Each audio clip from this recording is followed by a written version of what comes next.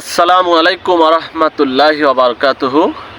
সম্মানিত দেশবাসী, সম্মানিত এলাকাবাসী, সম্মানিত আমার ফেসবুকের ভাই এবং বোনেরা, সবার প্রতি সালাম। আসসালামু আলাইকুম রহমতুল্লাহি ওয়া বারাকাতুহু।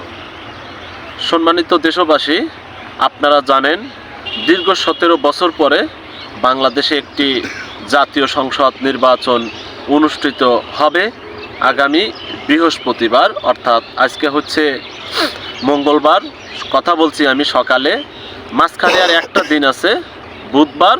তারপরের দিনই হচ্ছে আমাদের দীর্ঘ 17 বছরের আকাঙ্ক্ষিত সেই জাতীয় সংসদ নির্বাচন। ইনশাল্লাহ আপনারা প্রিয় দেশবাসী সবাই জানেন, বিগত 18 মাসে বাংলাদেশ জামাত ইসলামীর কর্মকাণ্ড, তাদের আচার আচরণ, চালচলন। বাংলাদেশ জামাত ইসলামী এমন একটি সংগঠন যারা এদেশে আল্লাহর আইন, ন্যায়, ইনসাফ ভিত্তিক সমাজ প্রতিষ্ঠা করতে চায়। সমাজ থেকে সকল প্রকার দুর্নীতি, জুলুম, অত্যাচার, দুঃশাসন সব কিছু আপনার দূরীকরণ করতে চায়। সেই হিসাবেই আমি এখন কথা বলছি সিরাজগঞ্জ জেলার উল্লাপাড়া উপজেলার সলঙ্গা ইউনিয়নের চৌবিলা গ্রাম থেকে। আমাদের এই উল্লাপাড়া উপজেলার একজন প্রার্থী মাওলানা রফিকুল ইসলাম খান, বাংলাদেশ ইসলামী ছাত্র শিবিরের 2 বারের সাবেক কেন্দ্রীয় সভাপতি ছিলেন।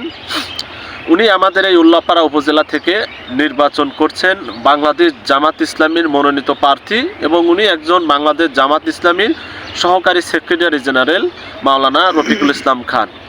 নিশ্চয় ওনাকে আপনারা সারা দেশে, টিভিতে, মাঠে ঘাটে সব জায়গায় ওনাকে দেখেছেন।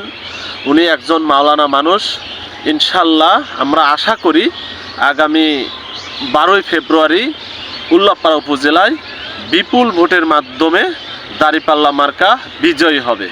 এবং বাংলাদেশ জামাত ইসলামীর আমির ডাক্তার শফিকুর রহমান ঘোষণা দিয়েছেন, উনি যদি উল্লাপাড়া থেকে এমপি হয় এবং বাংলাদেশ জামাত ইসলামী যদি এদেশের সরকার গঠন করে, তাহলে উনি একজন মন্ত্রী হবে।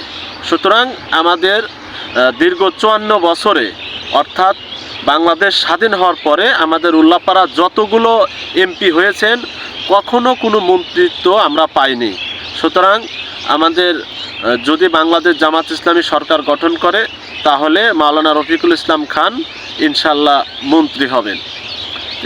সবার প্রতি আমার অনুরোধ, আমার ফেসবুকে যারা আছেন ভাই এবং বোনেরা, দেশে প্রবাসে এবং যে যেখানে থেকে আমাকে চেনেন জানেন, ইনশাল্লাহ সবার প্রতি অনুরোধ, ন্যায় ইনসাফের পক্ষে সবাই দাঁড়িপাল্লায় ভোট দিবেন।